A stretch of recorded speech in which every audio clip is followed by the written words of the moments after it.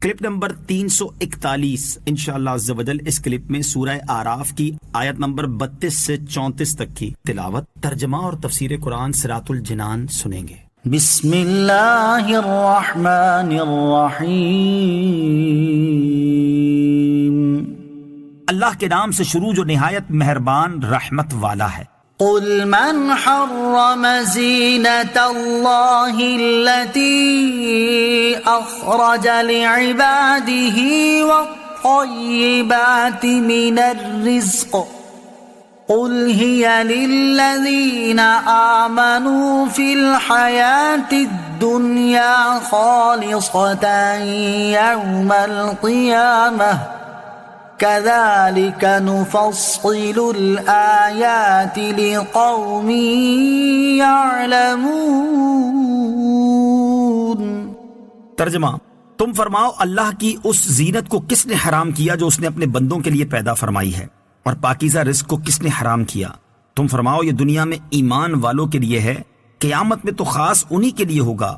ہم اسی طرح علم والوں کے لیے تفصیل سے آیات بیان کرتے ہیں. قل من حرم، تم فرماؤ کس نے حرام کیا، یعنی اے حبیب صلی اللہ تعالی علیہ وآلہ وسلم آپ ان جاہلوں سے فرما دیجئے کہ جو کعبہ معظمہ کا ننگے ہو کر طواف کرتے ہیں کہ تم پر اللہ تعالیٰ کی زینت کو کس نے حرام کیا جو اس نے اپنے بندوں کے لیے اسی لیے پیدا فرمائی کہ وہ اس سے زینت حاصل کریں اور نماز و طواف اور دیگر اوقات میں اسے پہنیں. زینت کی دو تفاسیر. زینت کی تفسیر میں دو قول ہیں. نمبر 1، جمہور مفسرین کے نزدیک یہاں زینت سے مراد وہ لباس ہے جو ستر پوشی کے کام آئے. نمبر 2، امام فخر الدین رازی رحمۃ اللہ تعالی فرماتے ہیں کہ آیت میں لفظ زینت کی تمام اقسام کو شامل ہے، اسی میں لباس اور سونا چاندی بھی داخل ہے. اس آیت سے معلوم ہوا کہ جس چیز کو شریعت حرام نہ کرے وہ حلال ہے. حرمت کے لیے دلیل کی ضرورت ہے، جبکہ حلت کے لیے کوئی دلیل خاص ضروری نہیں. والطیبات من الرزق، اور پاکیزہ رزق، یعنی اس پاکیزہ رزق اور کھانے پینے کی لذیذ چیزوں کو کس نے حرام کیا جو اللہ تعالیٰ نے اپنے بندوں کے لیے نکالی. مسئلہ: آیت اپنے عموم پر ہے اور کھانے کی ہر چیز اس میں داخل ہے کہ جس کی حرمت پر نص وارد نہ ہوئی ہو.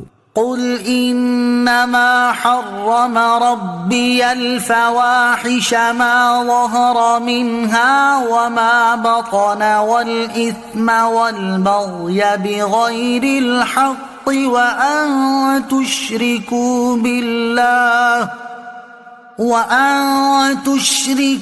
بالله ما لم ينزل به سلطانا وان تقولوا على الله ما لا تعلمون.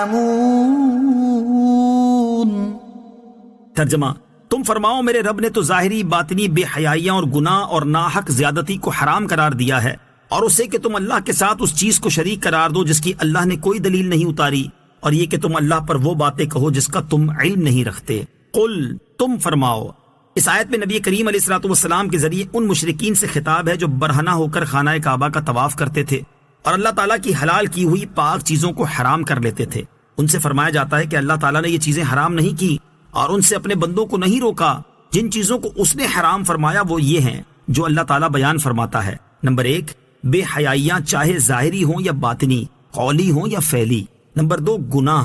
نمبر 3، ناحق زیادتی. نمبر 4، ہر طرح کا کفر و شرک.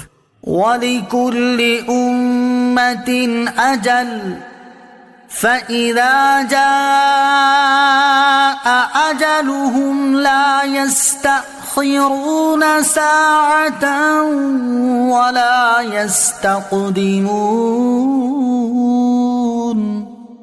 ترجمہ: اور ہر گروہ کے لیے ایک مدت مقرر ہے، تو جب ان کی وہ مدت آ جائے گی تو ایک گھڑی نہ پیچھے ہوں گے اور نہ ہی آگے. وَلِكُلِّ أُمَّةٍ أَجَلٌ، اور ہر گروہ کے لیے ایک مدت مقرر ہے.